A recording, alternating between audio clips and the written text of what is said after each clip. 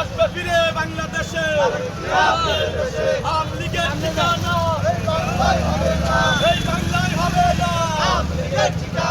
শহীদ জিয়ার বাংলায় খুনি হাসিনার ঠাঁই নাই শহীদ জিয়ার বাংলায় খুনি হাসিনার ঠাঁই নাই শহীদ জিয়ার বাংলায়